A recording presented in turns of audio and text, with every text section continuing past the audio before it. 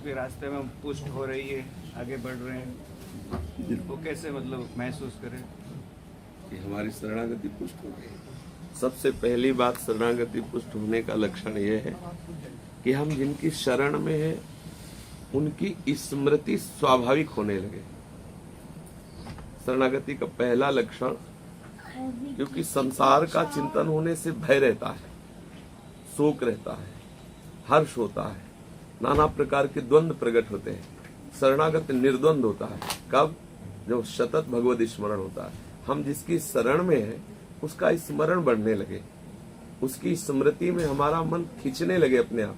जैसे अभी होता है, हमें बिना सुख के, बिना स्वाद के करना होता है, पर शरणागति जिसकी हो जाती है अंदर से कि मैं प्रभु का हूं, उसे भजन खींचना नहीं पड़ता, स्वाभाविक होता है। जहां प्रभु का भजन स्वाभाविक होता है वहां धैर्य, निर्भयता, निश्चिंतता, शोक रहित, संशय रहित, विपरीत भावना का त्याग, ये लक्षण आने लगते हैं। यदि हमारे अंदर भय है, कल सत्संग में चर्चा हुई थी कि शरणागत के पीछे भगवत कृपा से अनंत शक्ति सामर्थ्य प्रभु अपनी भागवतिक शक्ति को लगा देते हैं। हमारी चाह नहीं है। जीव ही शरणागत जी होता है वास्तविक। जैसे वचन से कह रहे हैं ना, झूठे बोल रहे हैं। हमारी आसक्ति तो संसार के भोगों में है, शरीर संबंधों में, पर हमने सत्संग में सुना कि कल्याण का परम हेतु भगवान की शरणागति है। तो अंदर से नहीं हो रहा, पर हम बाहर से कह रहे हैं श्री कृष्ण आपकी शरण में, तो श्री कृष्ण बहुत करुणामय है, इस बात को स्वीकार कर लेते हैं।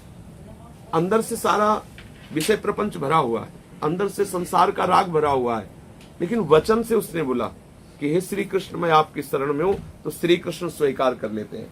अब उसे साम दाम दंड भेद चारों से उसको अपनी असलियत शरण में लाएंगे। प्रभु उसके सामने ऐसी प्रतिकूल परिस्थिति या ऐसी अनुकूल परिस्थिति या ऐसी भयावह परिस्थिति या ऐसी आनंददायक परिस्थिति, जैसा उपासक है वो सर्वज्ञ है, जैसी परिस्थिति से वो वहां पहुंच सकता है वो परिस्थितियां उसके सामने प्रकट कर देंगे। और जब साधक सच्चा शरणागत अंदर से हो जाता है तो उसके अंदर भय रहित हो जाता है, भय नहीं रह जाता। हम शरणागत हैं, इसकी पहचान हम में कोई भय नहीं होगा। कहीं भी उसको भेज दो, क्योंकि उसको पता है कि अब मेरा कुछ नहीं रह गया। भय मेरा नष्ट होने में होता है, जैसे मेरा शरीर नष्ट हो जाएगा, मुझे कष्ट होगा, मेरा जो कुछ है वो सब श्री कृष्ण का हो गया। और श्री कृष्ण अजेय है, उनको कोई जीत सकता नहीं, उनके सिवा कोई दूसरी सत्ता नहीं, उनकी सामर्थ्य हमारे पास है, इसलिए कभी भी भयभीत नहीं होता।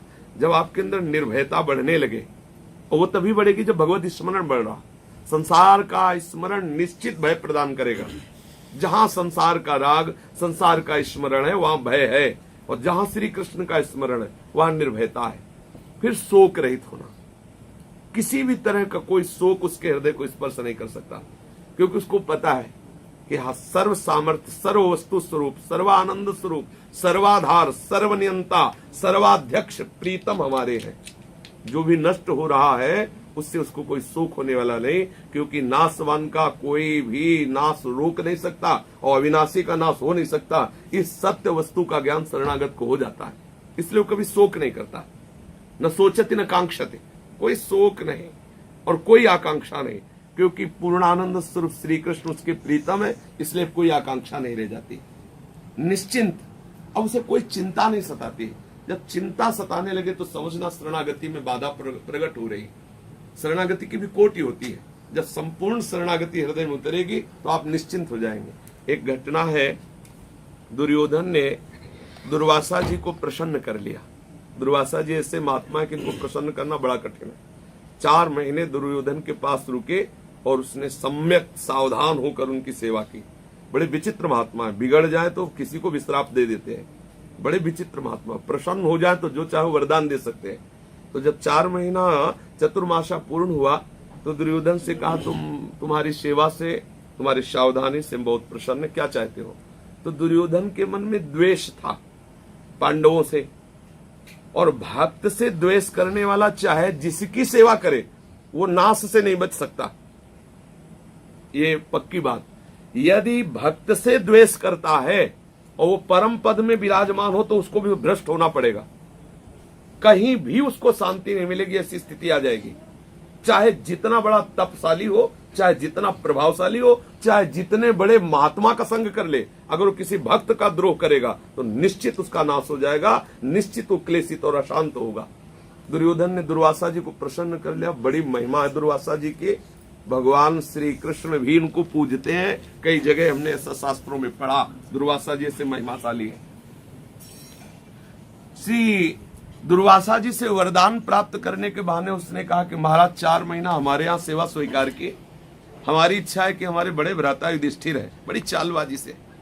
और जिस समय द्रौपदी जी सूर्य के द्वारा दी हुई बटलोई में प्रसाद पाले, उस समय आप पधारे और अपने शिष्यों सहित आतिथ्य स्वीकार करें और हमारे भैया का सद्भाग्य बढ़ाएं, यही हमारी इच्छा है। मतलब घुमा के उनका नाश मांग लिया कि हजारों महात्मा इनके संग रहते थे दुर्वासा जी के, और सारा का सारा भोजन साजन का साधन वो बटलोई थी जो भगवान सूर्य ने प्रसन्न होकर दिया था कि चाहे जितने अतिथि ब्राह्मण संत आवे, जब तक द्रौपदी नहीं पाएंगी तब तक ये बटलोई जो चाहोगे। एक ही बटलोई में रबड़ी, एक ही रसगुल्ला, एक में सब आइटम उसी में निकलते चले जाए, ऐसी सिद्ध बटलोई थी, सूर्य भगवान ने दी थी। पर द्रौपदी ने पा लिया, फिर उसमें बचने वाला नहीं कुछ। और उन्होंने कहा था जब द्रौपदी पाले तब आप पधारे।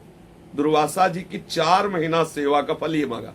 दुर्वासा जी गए अपने शिष्यों के समेत, शास्त्रों शिष्य उनके साथ है। जब वहां गए तो युधिष्ठिर जी देखते ही आतिथ्य सत्कार के लिए प्रणाम किया और कहा महाराज आप सब पधारे, प्रसाद पाए चलकर। उनका हम यमुना स्नान करके आते हैं, हम वहीं प्रसाद पाएंगे, आप व्यवस्था कीजिए। अब ये भागे अंदर और ध्यान के द्वारा दुर्वासा जी ने देख लिया था द्रौपदी ने पा लिया है बटलोई में। जब गए तो बटलोई धो करके रख दी थी द्रौपदी ने। द्रौपदी जी से कहा कि आपने प्रसाद पा लिया? बोले हाँ, बस मूर्छित हो गए युधिष्ठिर जी, क्योंकि इतनी जल्दी कंदमूल फल भी नहीं लाए जा सकते थे। 1000-500 थोड़ी थे, सुनते 60,000 महात्मा उस समय उनके साथ थे दुर्वासा जी के। 60,000 के लिए अगर एक एक फल देने की बात हो तो 60,000 फल चाहिए, और वो तो नहा के आ रहे तुरंत, कहां भी उस घबरा गए, मूर्छित हो गए। द्रौपदी जी को लगा कि धर्मराज मूर्छित हो गए, ऐसा क्या? उनको जब चेतना जागृत की तो उनका बात क्या, आप मूर्छित क्यों हो गए? बोले दुर्वासा जी अपने 60,000 शिष्यों के साथ आए और उनका हमने निमंत्रण कर दिया और बटलोई में तुमने प्रसाद पा लिया, धो के रख दिया, अब कैसे होगा? तो हंस पड़ी द्रौपदी जी। देखो युधिष्ठिर की शरणागति और द्रौपदी की शरणागति में अंतर है।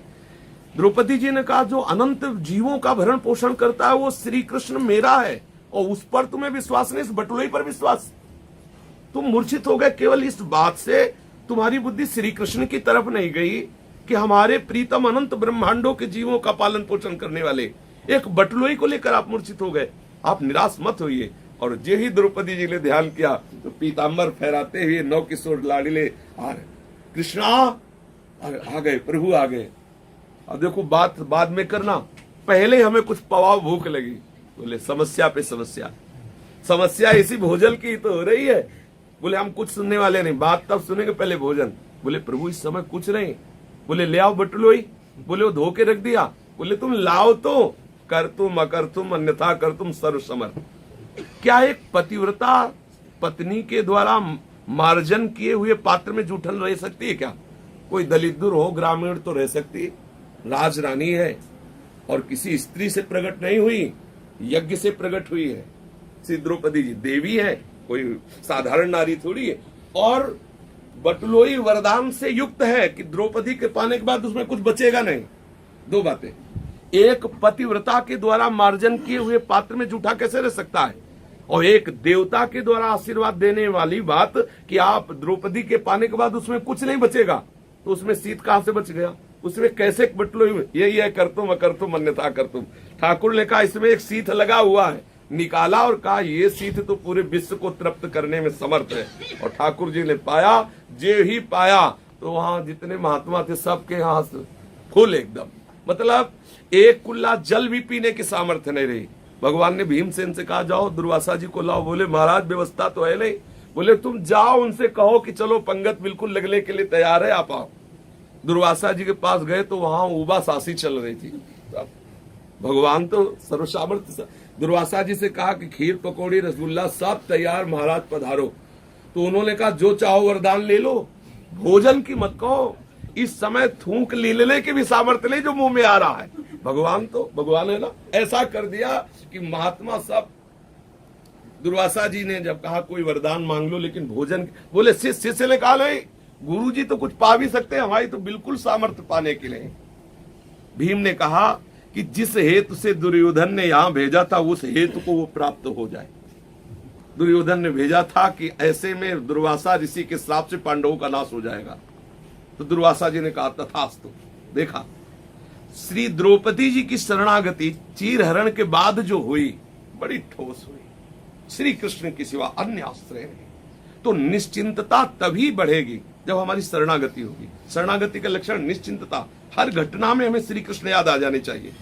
अगर अन्य कोई याद आया, अन्य कोई तंत्र मंत्र, अन्य कोई देवी देवता, अन्य उपाय, तो अभी श्री कृष्ण की पूर्ण शरणागति का सीधे शरण से संबंध होता है। सीधे, जैसे द्रौपदी जी ने कहा, एक बटलोही पर विश्वास, अनंत ब्रह्मांडों के जीवों का भरण पोषण करने वाले श्री कृष्ण पर विश्वास नहीं, तो निर्भय और निश्चिंत और निशोक और संशय रहित कभी अपने आराध्य देव पर संशय न करे। पता नहीं वो मिलेंगे कि नहीं, पता नहीं वो हमें जानते भी हैं कि नहीं कि मैं उनका भजन करता हूं, पता नहीं वो हम पे अरे वही कृपा करके भजन करवा रहे, वही घसीट रहे तो आपके कदम उनकी तरफ बढ़ रहे, वही आपको अपनी शरण में ले रहे हैं, इसलिए आप शरणागत हैं। कभी संशय न करे, अपने आराध्य देव के प्रति कभी विपरीत भावना न करे कि हे नाथ, मैं आपकी शरण में हूं तो संकट क्यों, मैं आपकी शरण में हूं तो बीमारी क्यों, मैं आपकी शरण में हूं तो सामने वाला हमें गाली क्यों दे रहा है, मैं आपकी शरण में हूं तो मेरी निंदा क्यों हो रही, मैं आपकी शरण में हूं तो अमुक व्यवहार क्यों हमारे। ये विपरीत भावना नहीं होनी चाहिए।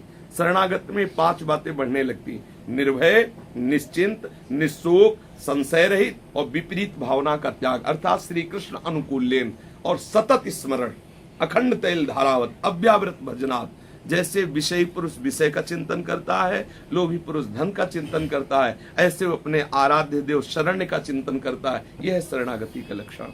जैसे जैसे शरणागत होता जाएगा बेपरवाही आने लगेगी, एक मस्ती, एक निश्चिंतता, वो भरोसा, एक भरोसो, एक बल, एक आस, विश्वास, एक राम घनश्याम हित। चातक तुलसीदास जी कह रहे हैं, चातक की टेक की तरह अपने आराध्य देव का भरोसा, आराध्य देव का बल, आराध्य देव की आशा। बने तो रघुबर ते बने, बिगड़े तो भरपूर, तुलसी और अंते बने, ताब निभे पे दूर। पूर्ण निश्चिंत हो जाता है, हमारे प्रभु के द्वारा ही सारी बात बनेगी, ऐसा उसको दृढ़ विश्वास होता है।